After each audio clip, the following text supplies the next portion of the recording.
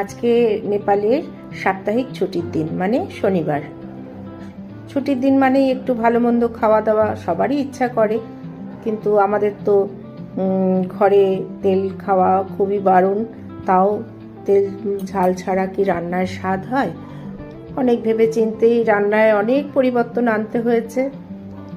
তার মধ্যে এই একটা আমি আজকে আপনাদের সাথে শেয়ার করব। এই রান্নাটা সবাই করেন, কিন্তু ওই একটু এদিক ওদিক রান্না তো চেষ্টা করতেই হয়, সেটাই করি।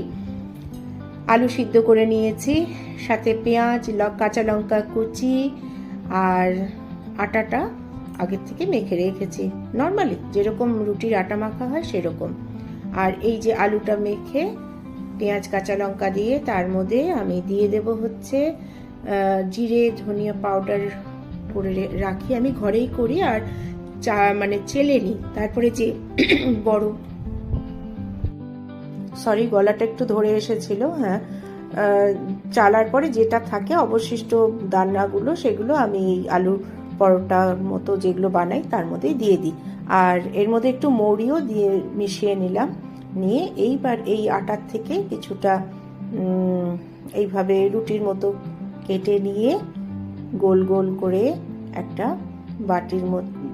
বাটির মতো বানিয়ে তার মধ্যে আলু স্টাফটা দিয়ে দেব। এই বাটিটা যেরকম খুব মোটা বা পাতলা না হয়, বেলার সময় না হলে ফেটে যাবে।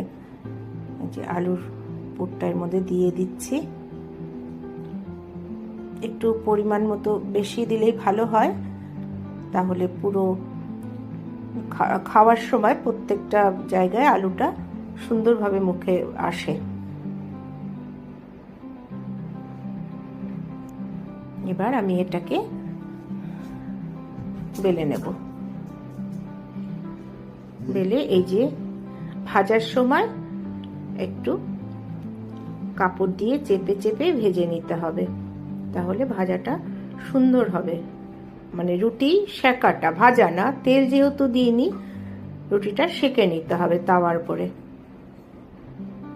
দেখুন, এবার এটাকে আপনি যেহেতু তেল ছাড়া, আর যদি বাচ্চারা থাকে আপনি এইভাবে করেও বাটার লাগিয়ে এটাকে দিতে পারেন। আর পেঁয়াজ